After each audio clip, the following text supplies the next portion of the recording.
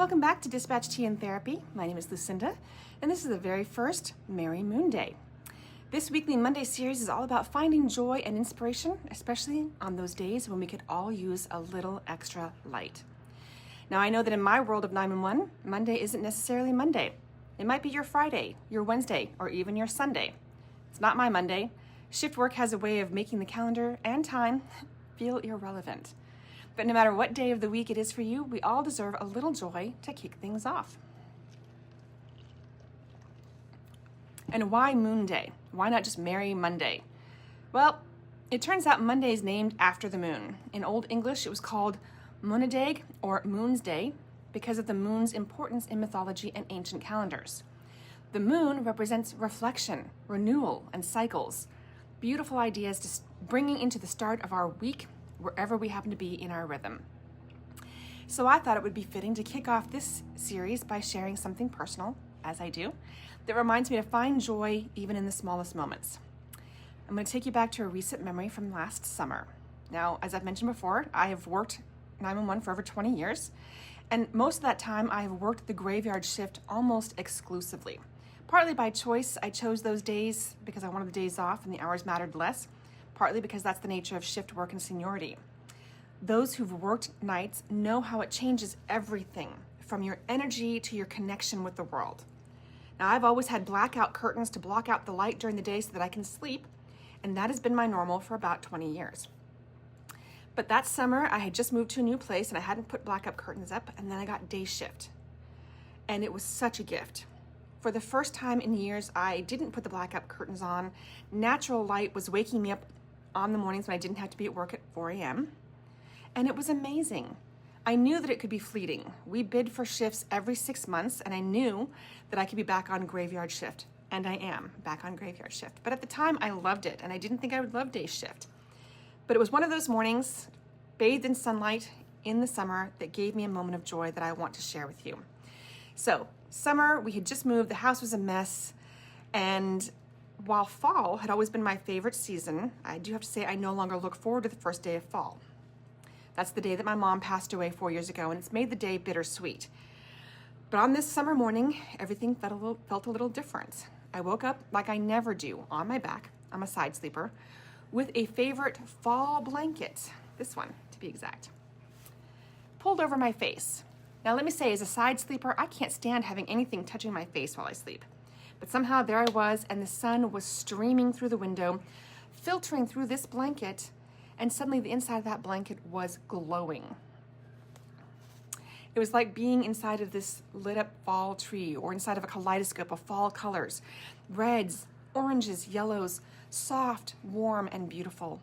It felt peaceful and wonderful, like coming out of the dark that I've lived in for so many years working nights. At that moment, I felt this deep sense of comfort and light. I was smiling and filled with joy. And I want to remember that feeling, that moment. It was such a simple thing, but it filled me again with so much joy. So, like I said, that moment, waking up under the glowing blanket, it felt like more than just a beautiful morning or a beautiful way to wake up. It was a reminder of what's possible when we let a little light in. For so many years, working the graveyard shift meant living in literal darkness, both in my work environment and how my schedule disconnected me from the natural rhythms of day and night. And in some ways, I got used to that darkness, not just physically, but emotionally. You can forget there's anything else when you've been in it for so long. But that moment felt like a shift, almost like a quiet nudge from the universe, a gift saying, look, the light is still here, waiting for you. How the sunlight transformed that simple blanket into that riot of colors reminded me that joy can find us in the smallest, most unexpected ways. It felt like stepping out of the shadows and into something softer, something warmer, a moment of renewal. And that's what I think about whenever I see my fall tree. It's my reminder that even in seasons of loss or uncertainty, there are moments of light waiting to find us if we're willing to notice them. Whether it's the first rays of sunlight, the colors of a fall morning, or even just the glow of something familiar. Those small joys remind us that renewal is possible. Now, I've realized that renewal doesn't have to always be dramatic or life-changing. Sometimes it's as simple as letting yourself break a few rules, like leaving up a fall decoration year-round or watching a Christmas movie in July. It's about permitting yourself to embrace what brings you joy, no matter how small or fleeting, because those moments are where healing begins. Like I said, I can't always say that I have always allowed myself to hold on to joy like that. I used to have so many rules for my life. I'm a big seasonal and holiday decorator. Anyone who knows me will attest to that. But back then, I had strict timelines for everything. Fall decorations didn't go up until the first day of fall. Thanksgiving decorations waited until November 1st. And Christmas, forget about singing carols or putting up decorations, until after Thanksgiving night. But like I said, as so many things do, all of that changed when my mom died. Because she passed on the first day of fall, my favorite season, suddenly all those rules I'd made for myself then didn't matter anymore. I wasn't looking forward to the first day of fall anymore. I was trying to get through it. In the wake of that grief, I started reaching for anything that brought comfort, anything that brought a spark of happiness or a flicker of joy. And you know what I finally realized?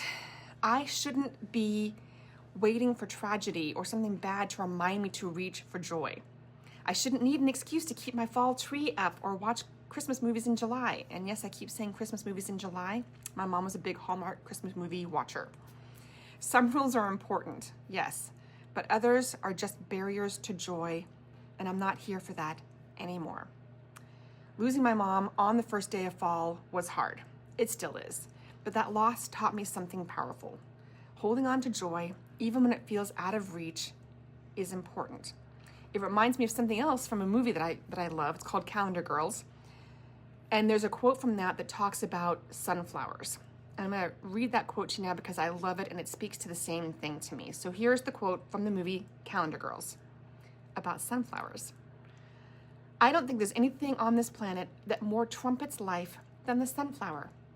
For me, that's because of the reason behind its name. Not because it looks like the sun, but because it follows the sun.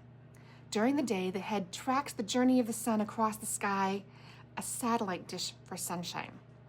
Wherever light is, no matter how weak, these flowers will find it. And that's such an admirable thing and such a lesson in life. From Calendar Girls, that's exactly how I want to live my life now. Like a sunflower, always looking for the light, no matter how weak it might seem. And that's why this tree now stays up year-round. This is one of my little satellite dishes for sunshine, my reminder to seek joy even on the grayest days. And let me tell you, it isn't just about decorating or seasons. Seeking joy is part of mental health, especially for those in high-stress fields like 911. We deal with so much trauma and chaos every day that it's easy to forget to look for the light. But finding those little sparks of happiness is critical. It is what keeps us grounded and human. This tree reminds me of that Kaleidoscope morning. It reminds me of the beauty of letting myself break my own rules. It brings me joy every time I see it.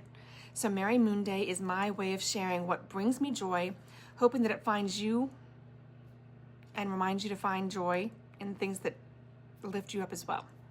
So, what does bring you joy? Is it a favorite memory, a tradition, or something simple like your morning coffee? I'd love to hear about it in the comments. Let's start a conversation about finding joy in all things.